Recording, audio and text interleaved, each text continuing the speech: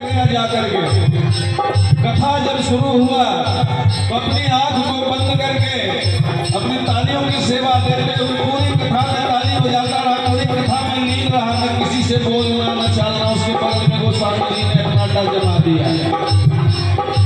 कथा जब समाप्त हुआ सभी लोग एक एक करके चले गए। सिर्फ वो जो कुष्ठ रोग से पीड़ित आदमी था वो ही सिर्फ बचा हुआ था। अब गोस्वामी जी बचे।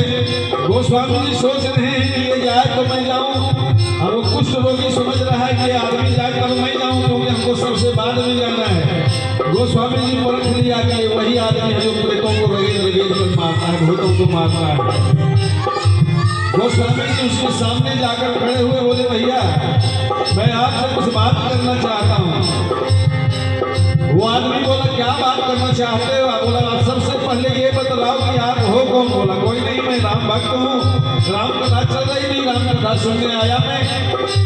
बोला नहीं कि तुम्हारे बारे में मैंने एक खास बात सुनी है, तुम सारे प्रेतों को सारे भूतों को बहुत बुरी तरह से मारते हो, पीटते हो बिना किसी के सुर का भी। बोला तो आप सारे प्रेतों का पैरवी करने के लिए आए हो? बोला लेकिन तुम्हारा शरीर देख के ऐसा लगता नहीं। बोला पहले आप अपना परिचय बताइए, आप कौन हो? बोला मैं भी राम का ही भक्त हूँ, रामायण की रचना की है मैंने, ये कलयुग की ही कथा है, क्योंकि वो स्वामी तुलसीदास जी भी तो कलयुग में ही थे। ये कलयुग की ही बात थी। हनुमत लाल जी जब वो आदमी जब देखा कि आदमी भी हमारे प्रभु का ही भक्त है, रामायण की रचना की है इसने, वो आदमी पूछ बैठा कि कहीं आप गोस्वामी तुलसीदास तो नहीं हो? बोला मैं ही गोस्वामी तुलसीदास हूँ।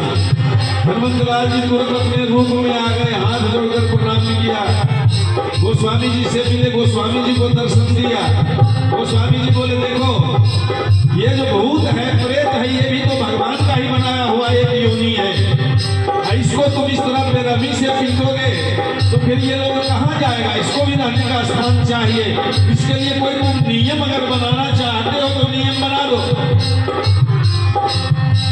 हनुमत लाल जी ने कहा तो ठीक है, एक नियम बना देता हूं मैं, जो जो हमारे प्रभु का भक्त है उसको ये कभी परेशान नहीं करेगा। बोला मैं तुरंत अभी भूतों को यहाँ बुलाता हूँ। वो स्वामी तुलसीदास जी ने आवाज लगाया, सारे भूत आकर हाथ जोड़कर खड़ा हो गया, कहने लगा कि प्रभु आप अपने स्वामी की बात करते हो, अगर कोई आपका भी नाम ले लेगा तो मैं उनसे कभी नहीं प्यार करूंगा, कभी परेशान नहीं करूंगा, कभी उनसे किसी तरह का दंड नहीं दूंगा मैं। बोला तो ठीक है, जाओ आज से हम तुम्हें ऐसे बिना किसी कसूर का नहीं मारेंगे, लेकिन कभी भी अगर हमारे भक्त को हमारे